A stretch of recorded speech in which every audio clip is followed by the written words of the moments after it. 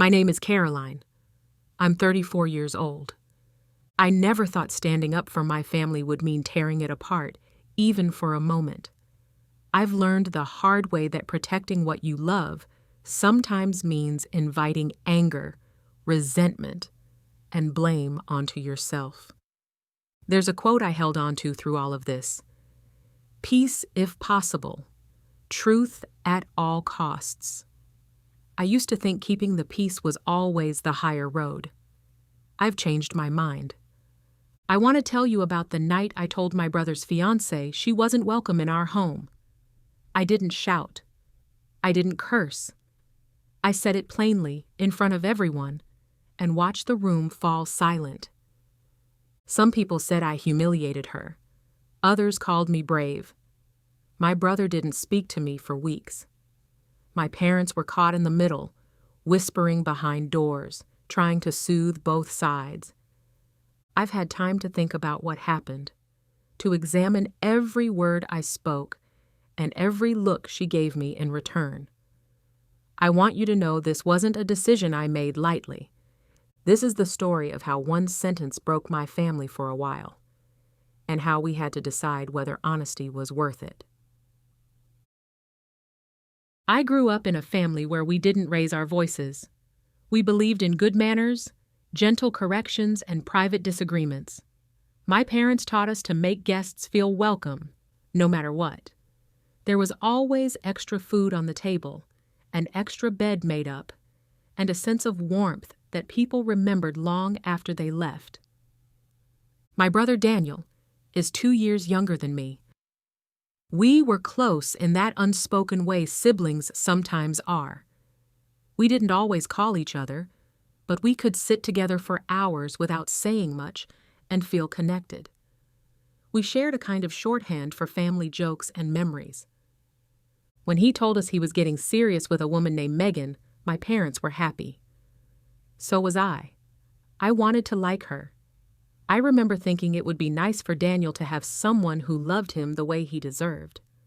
Megan at first was polite. She'd bring a bottle of wine when she came over, thank my mother for meals, and make small talk with me about work and life. But over time, I started noticing things that made me uncomfortable. It wasn't one big thing. It was the constant corrections. She'd point out when someone used the wrong word, or make a joke at someone's expense that felt a bit too sharp. She'd take over conversations, interrupting my father mid-sentence to fix a detail that didn't matter. My mother tried to smooth it over. "She's just nervous," she'd say, giving me that placating smile. I wanted to believe that. Daniel seemed oblivious, or worse, charmed by her wit. He'd laugh at her comments, even when they landed badly. I remember one afternoon in our parents' living room. Megan looked at the old family photos on the wall, vacations at the lake, birthday parties with sagging balloons, and laughed. "These are so quaint," she said. I felt my stomach tighten. My mother didn't react. I didn't either, but it stayed with me. Over time, little things piled up. She rolled her eyes when my father said grace at dinner. She called our family traditions outdated in this offhand way that made my cheeks burn. She once asked me, with a smirk, if I really liked my job or if I just didn't have ambition. I kept telling myself I was being too sensitive. I didn't want to cause trouble. My parents were old school about family unity. My mother especially hated conflict. She would say things like, "We'll win her over with kindness." Daniel was happy, or he looked happy. That was what I told myself. He deserved to be loved. He deserved to feel chosen. I didn't want to be the jealous older sister who couldn't let go. So I swallowed it. I watched her behavior. I watched my parents flinch sometimes at her jokes, and I stayed silent. But silence isn't neutral. It's a choice. And mine built up a debt I knew I would one day have to pay. Because Megan wasn't just a guest anymore. She was about to be family.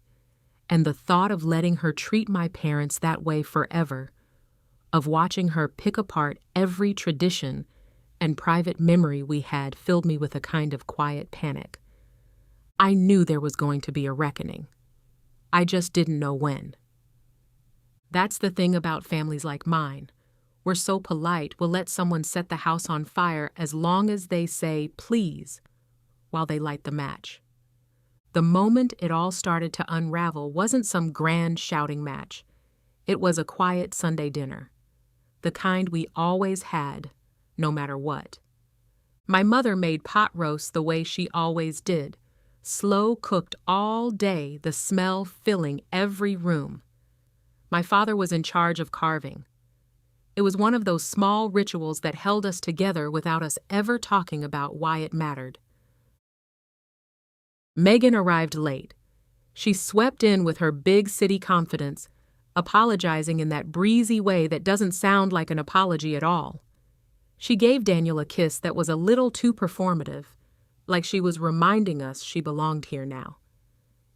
At the table, conversation started gently enough. Weather, work, harmless jokes.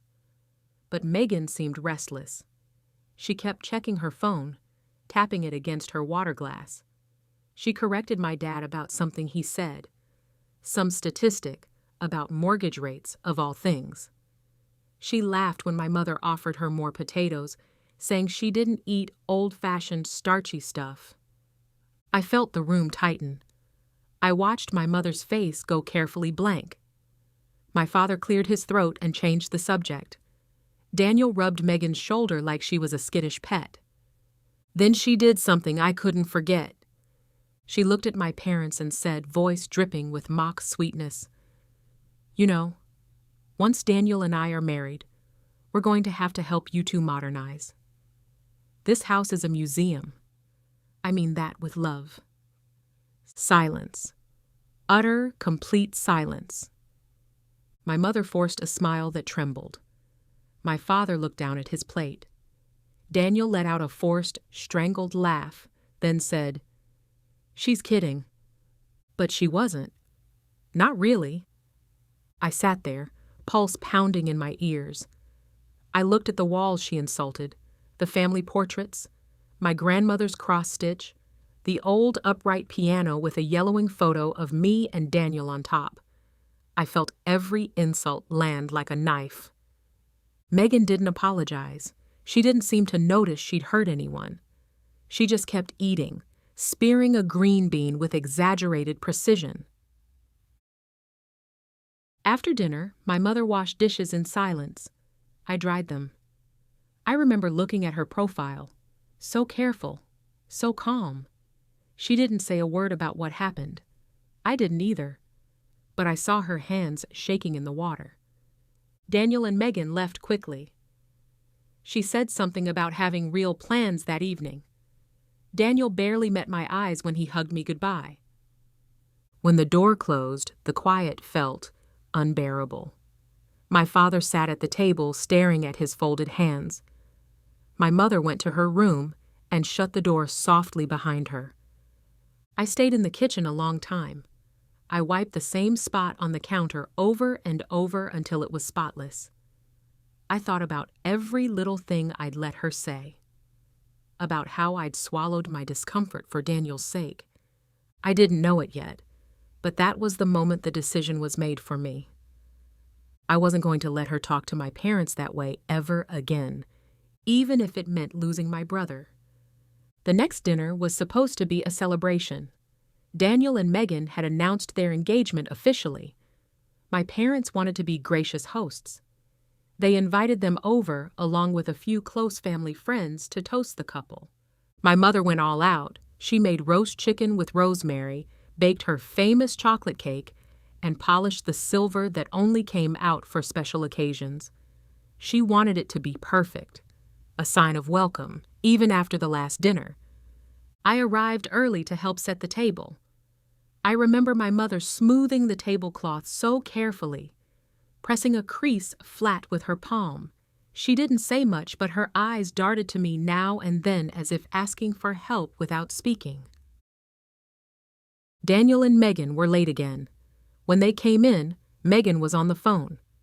She barely acknowledged anyone, just waved a hand and kept talking as she walked into the dining room. Daniel gave me a sheepish shrug, mouthing, "Sorry." Megan finally hung up as we sat down to eat. She didn't apologize for the delay. Instead, she launched into a story about work, laughing at her coworkers' mistakes in a way that felt cruel. No one else was laughing. Conversation limped along. My mother tried to ask about wedding plans. Megan cut her off. "We're not doing anything tacky or traditional. We want modern, clean lines, no weird family stuff." She said it with a smile, as if that made it kinder. I felt my father's hand clench on his napkin. Daniel reached for Megan's hand under the table. She didn't notice. She was too busy describing her dream venue. Then she turned to me. "You'll help with the bridal shower, right? But no cutesy homemade crap. I want it tasteful." It wasn't a question. It was a command. I heard my own voice in my head saying, "Let it go." I tried to swallow it. My mother's eyes met mine, wide and pleading, but I felt something in me snap. I set down my fork.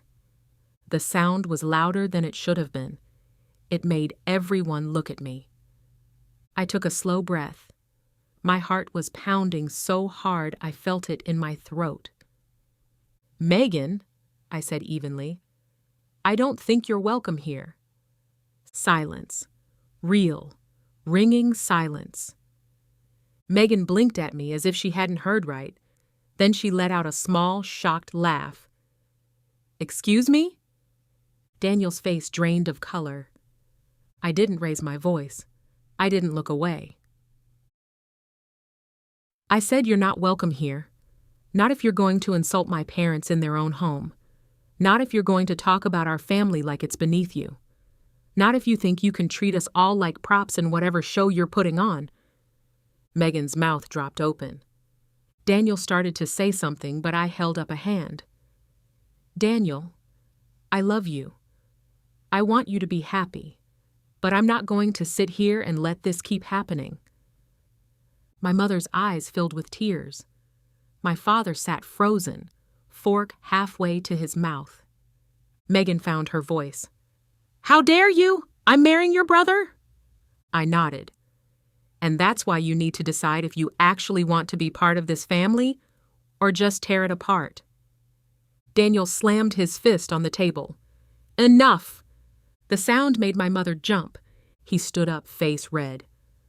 "You're unbelievable, Caroline." He turned to Megan, voice trembling. "Let's go." She didn't argue. She got up slowly, smoothed her dress, and glared at me with cold fury. Daniel didn't look back. He took her hand and led her out of the house. The door slammed behind them with a violent finality. No one moved for a long time.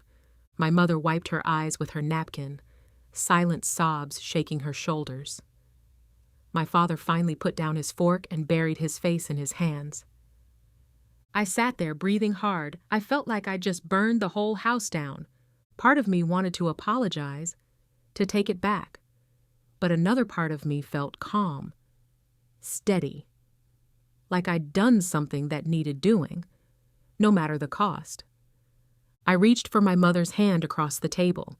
She squeezed it weakly. Neither of us spoke. I looked at the door where they'd left. I didn't know if Daniel would ever forgive me, but I knew one thing for certain. I wasn't sorry. The house felt wrong after they left. Quiet in a way that wasn't peaceful at all. It was the hush after a slammed door, the cold echo of words you can't take back. My mother cleared the table with mechanical movements, her eyes glazed. She didn't speak to me as I helped her carry dishes to the sink. My father went to his study without a word. The only sound was the clink of cutlery in the dishwater. I went home that night and sat in my dark kitchen. I didn't even turn on the light. I replayed everything I'd said. I knew my voice hadn't cracked. I knew I hadn't yelled. but the words themselves felt like weapons, sharp and final. I thought about calling Daniel. I even typed out a message. "Talk to me." But I deleted it before I hit send. The next day, my mother called. Her voice was raw. "You went too far, Caroline." I pressed the phone to my ear, listening to the tremor in her words. "Maybe," I said quietly. "But you didn't stop her either." She didn't reply, just sighed. I heard the catch in her breath before she hung up. For days, there was nothing. No word from Daniel. No family group chats. No invitations for Sunday dinner. It was as if the entire family went into hiding, hoping the blast radius would shrink if no one moved. When I finally did see my parents again, they looked older, tired. My father wouldn't meet my eyes. My mother tried to act normal, fussing over coffee and biscuits, but her hands shook as she poured. I asked them outright if they were angry with me. My father finally spoke. "We don't know what to do." I nodded, because I didn't know either. Meanwhile, Megan went on the offensive. She blocked me on social media, but I heard from mutual friends that she was telling people I was jealous, that I'd always hated her, that I'd ruined a family dinner to humiliate her in public. I got a text from an old friend of Daniel's. "What the hell did you do?" I didn't answer. I wanted to scream. I wanted to explain myself to everyone who asked, but I didn't. Instead, I stayed quiet. I went to work. I cooked for myself. I went on long walks in the cold autumn air, watching the leaves turn and fall. Silence became its own punishment. One night my father called me. He sounded exhausted. "He says he won't come back unless you apologize." I swallowed. My mouth felt dry. "What did you say to him?" "We told him he should bring her back so we can talk. He refused." "And what do you want me to do?" He sighed heavily. "Your mother wants peace." I closed my eyes. I could picture her, sitting on the couch in the dark, trying to hold the family together with trembling hands. "Tell her I want peace too," I whispered. "But?" my father asked. "But not like this." He didn't argue. He just hung up after a long silence. That was the worst part. The silence wasn't angry. It was defeated. I started doubting myself. At 2 a.m., I'd lie awake thinking, maybe I should have just shut up. Maybe I should have let her win. I watched my parents try to avoid talking about it when I visited. My mother would ask if I was eating enough. My father would talk about the weather. Neither of them mentioned Daniel. I went weeks without seeing him. My birthday passed without a message. I started to realize that confrontation isn't just about one night. It's about what happens after. The aftershocks keep coming. You think you can brace for them, but you can't. People always talk about speaking your truth, about being brave enough to say what needs saying, but no one talks about what happens when the truth breaks something you love.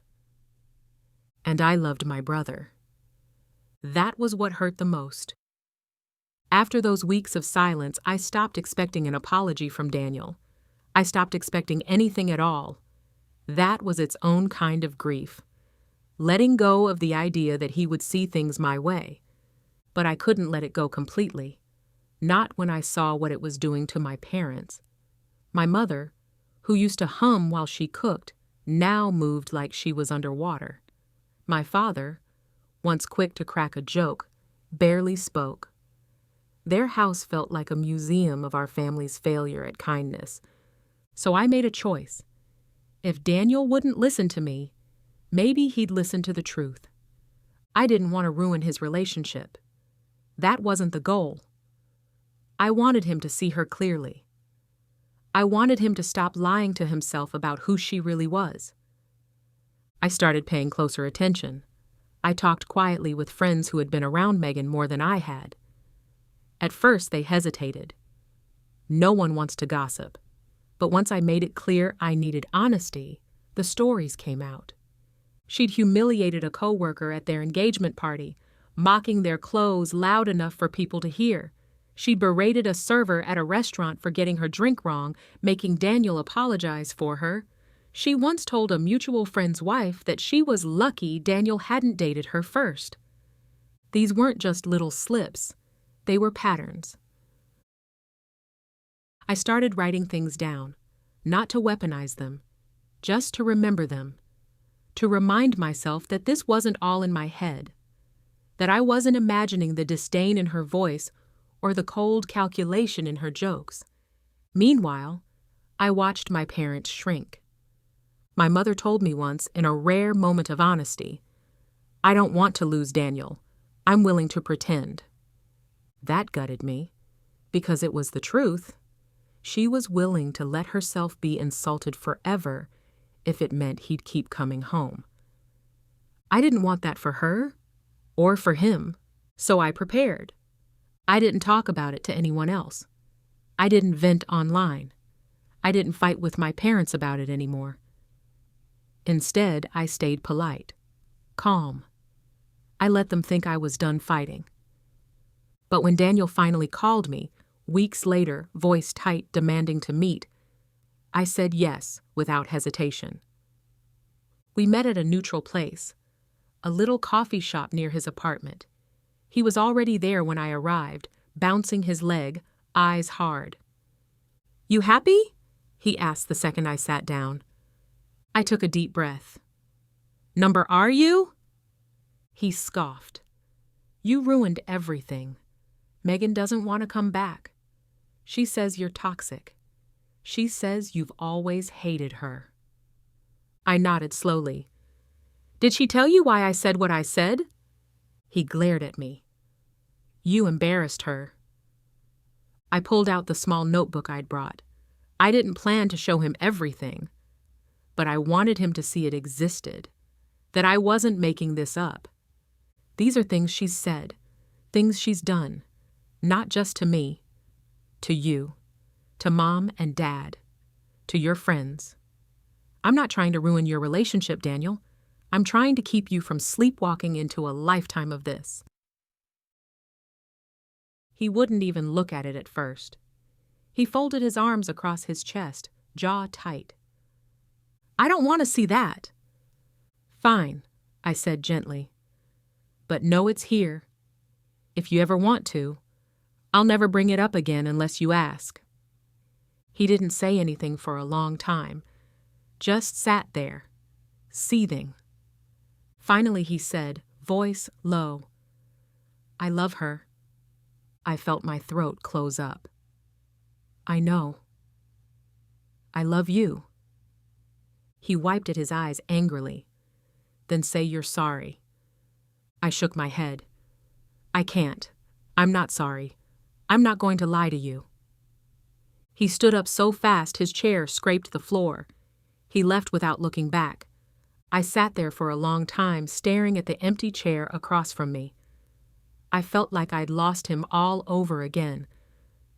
But I also felt something else. Relief. Because I'd told the truth. Weeks passed. We didn't talk. Christmas came and went in silence. My mother sent me photos of the tree, but Daniel and Megan weren't in any of them. I felt the weight of it every day. Even though I'd chosen this, it hurt. The cost of honesty isn't just paid once. It's paid in interest over time. Then one evening in January, my father called. His voice was tight, but calm. "He wants to talk," he said. I felt my heart thump painfully. "Daniel?" "Yes, but he wants us all there." I agreed before I could second-guess it. We met at my parents' house. It was the same dining room where I'd told Megan she wasn't welcome. My mother set out tea and cookies, as if sugar and heat could smooth over what had happened. Daniel arrived alone. He looked tired, older somehow. He didn't hug me. He didn't even sit at first. He just stood at the head of the table, hands in his pockets, staring at the floor. "Megan's not coming," he finally said. His voice was hoarse. No one spoke. I heard the ticking of the old wall clock. He sat down heavily. He didn't look at me. "She told me she doesn't see the point in trying anymore. She thinks I should choose." My mother made a small, pained sound. My father put a hand on her arm. I didn't move. I barely breathed. Daniel finally lifted his eyes to mine. They were bloodshot. "I'm so fucking angry with you," he said. I nodded. "I know." He swallowed hard. "But she said things about you. About Mom, Dad, about everyone. When I told her to stop, she laughed. She said I was being dramatic." My mother covered her mouth. I saw tears spill over her fingers. Daniel looked back at me. He looked like he might break. "Why didn't you tell me sooner?" My voice shook when I answered. "Because I didn't want to lose you." He let out a choked laugh. "Well, you did." I felt my eyes fill, but I didn't let the tears fall. I forced myself to hold his gaze. "I know. I'm sorry for how I said it. I'm not sorry I said it." He leaned back in his chair, staring at the ceiling like it could give him answers. For a long time, none of us spoke, just the clock ticking away. Finally, he lowered his head, resting it in his hands. "I don't know what I'm going to do," he whispered. I didn't reach for him. I wanted to, but I didn't. "Whatever you do," I said softly, "I'll be here." He let out a breath that sounded like defeat, or maybe relief.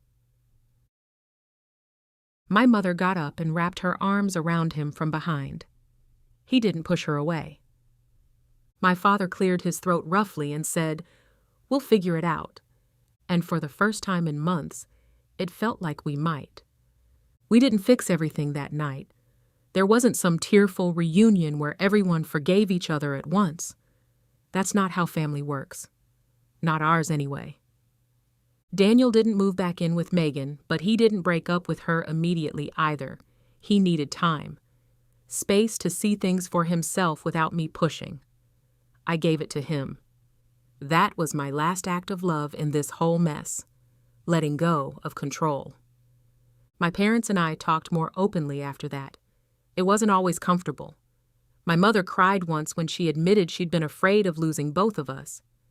My father admitted he felt like he'd failed as a host, as if Megan's cruelty was some reflection on him. I told them the truth, that it wasn't their fault, that we'd all tried too hard to be polite. That silence can be its own cruelty. Months later, Daniel came to my apartment. He looked wrecked, but clear-eyed. He said simply, "You were right about her." He didn't say much else, and I didn't make him. I just made him tea and let him sit in the quiet. Eventually, they broke up. He never gave me details. I didn't ask. He needed dignity in the ending. We're okay now, Daniel and I. Not exactly the same, but okay. He comes over for dinner. He teases me about my terrible taste in movies. Sometimes he goes quiet, and I see the old sadness in his eyes, but it fades faster than it used to. As for me, I'm not sorry. I'd do it again. I learned that loving someone sometimes means telling them the truth they don't want to hear, even if it costs you everything. Because families can survive anger, they can survive grief. What they can't survive is the lie that everything is fine when it isn't. And I refuse to live in that lie. If you've listened this far, thank you for hearing my truth. I know family conflict isn't simple. We all have our lines we're willing to cross, and the ones we aren't. If this made you think about your own family, or if you faced a moment where you had to choose between silence and honesty, I'd love to hear your story. Share your thoughts in the comments. Let's talk about the choices we make to protect the people we love. even when it hurts. Don't forget to like, subscribe, and share if this resonated with you. It helps me tell more stories like this for all of us trying to figure out what family really means.